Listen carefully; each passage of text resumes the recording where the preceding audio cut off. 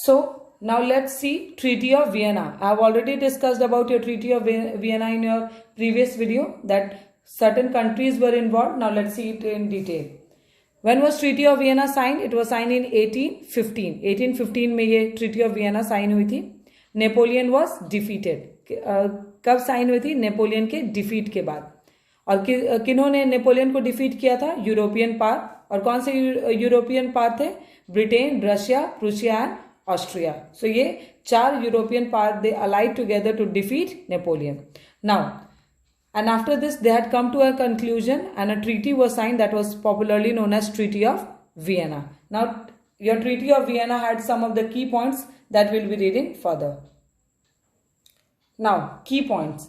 Bourbon dynasty was restored. That means Bourbon dynasty को वापस throne पे ला दिया गया. If you remember, Louis 16 को execute कर दिया गया था और ये बॉर्बन जो डायनेस्टी थी उसे पूरी तरह से डिस्कार्ड कर दिया गया था और Republican form of government exist कर रही थी उस समय.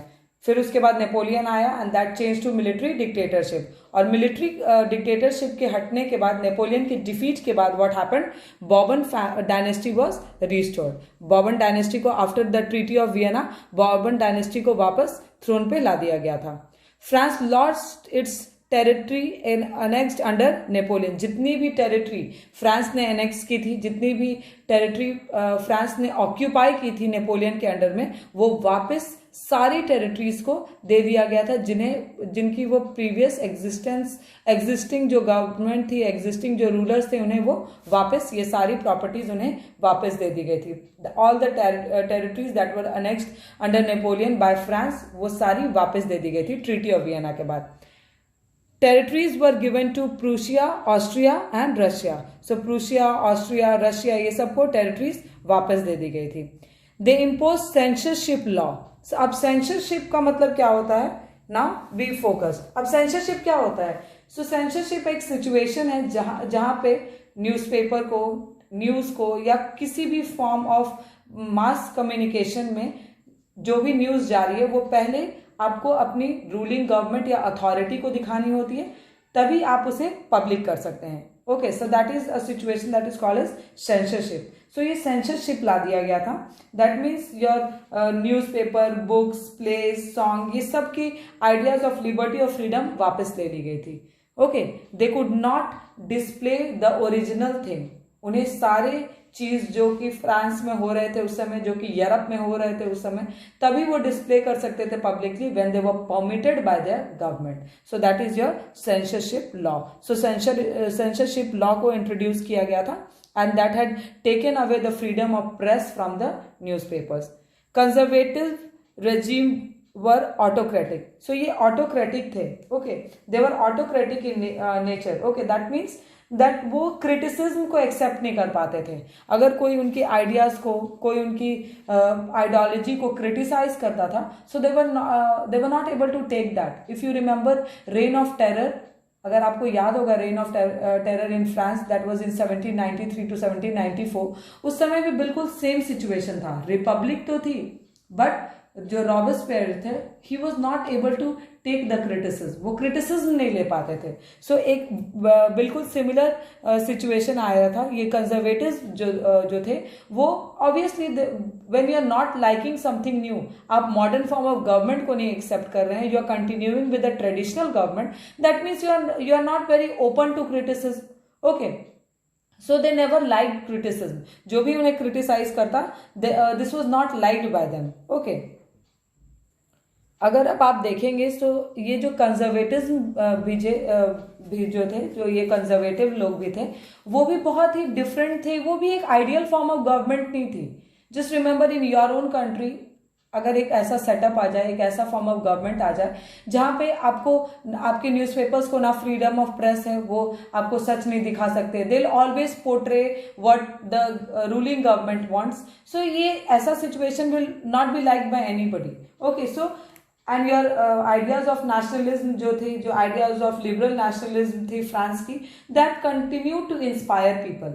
अब आपके जो फ्रांस में जो सारी चीजें चल रही थी वो लोगों को ऑलरेडी इंस्पायर कर रही थी. So they were also looking forward for such a form of government जहाँ पे लोगों को इंपॉर्टेंस दी जाए. They were dearth in of identity. वो जो बाकी यूरोपियन पीपल थे वो आइडेंटिटी चाहते थे खुद के लिए. They wanted identity for themselves. They wanted such a form of government जहाँ पे फ्रीडम ऑफ प्रेस हो, सारे लोगों को फ्री किया जाए, लोग अपनी पॉइंट ऑफ व्यूज डिस्प्ले कर सकें, वो कैसा फील कर रहे हैं, whether they agree to something और they disagree to something, they should have freedom. Like if you see in India, even if you are against your ruling government, you have all freedom to criticise. ऐसा नहीं है कि आप कुछ बोल देते हैं और आपके जो पीएम है या आपके जो सीएम है वो आप पे कोई चार्जेस लगा देते हैं. No, you have right to criticise. So that is your freedom to express.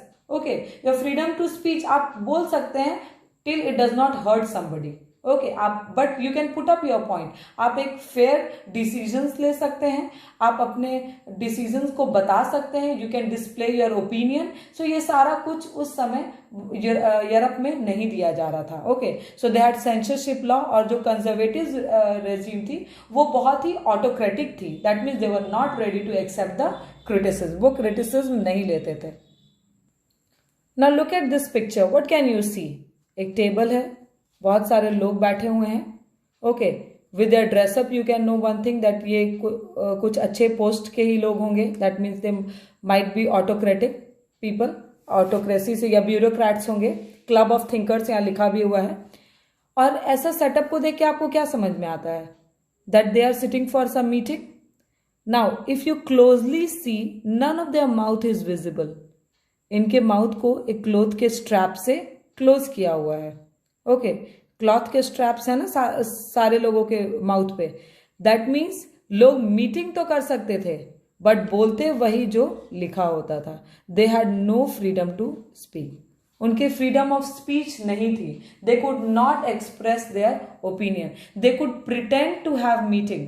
Meeting से पहले भी उन्हें पता होता था कंजर्वेटिव रेजिम में दैट उन्हें क्या बोलना है और उन्हें ये मीटिंग के एंड में सारा क्या रिजल्ट आएगा वो ऑलरेडी उन्हें पता होता था. So they are sitting for a meeting, they are pretending to sit for a meeting, but they had no say in their any, और you can say they had no say in any decision making. वो किसी भी decision पे अपने point of view नहीं रख सकते थे. ओके, सो ये अगर आप देख सकते हैं ये एक बहुत ही सिमिलर सिचुएशन है जो कि नेशनल असेंबली के फॉर्मेशन से पहले फ्रांस में हुआ था.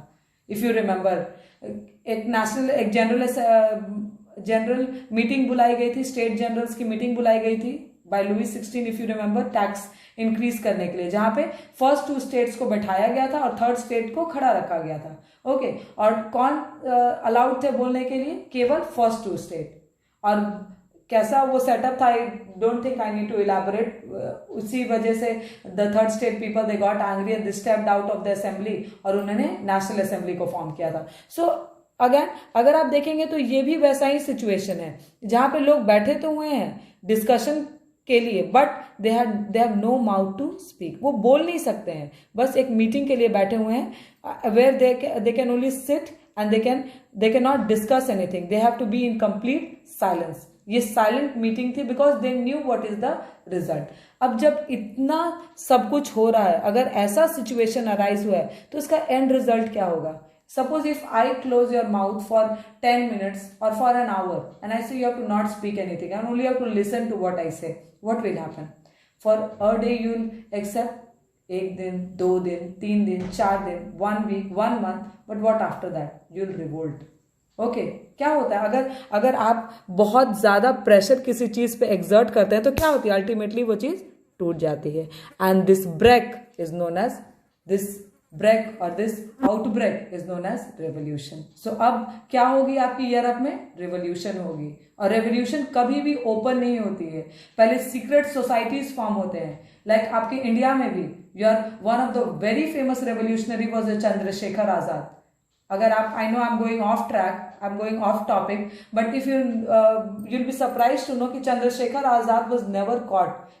His dead body was received in Alfred Nobel Park in Allahabad. और वो भी जब उनके डेड बॉडी को ब्रिटिशर्स ने अटैक करने के बाद इतने इतना डर था चंद्रशेखर आजाद का that they had no guts to touch his body. उनकी डेड बॉडी पे भी उन्होंने न्यूमरस राउंड्स ऑफ फायर करके और तब उनकी डेड बॉडी को टच किया था.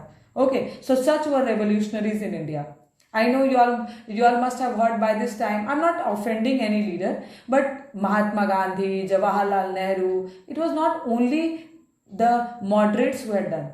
You cannot deny the efforts of your extremists and your revolutionaries in India. वैसे ही यहाँ भी it was not only liberals and conservatives who have played role. Rather, there were a major party was your revolutionaries, which you'll read about them in your next video. Thank you.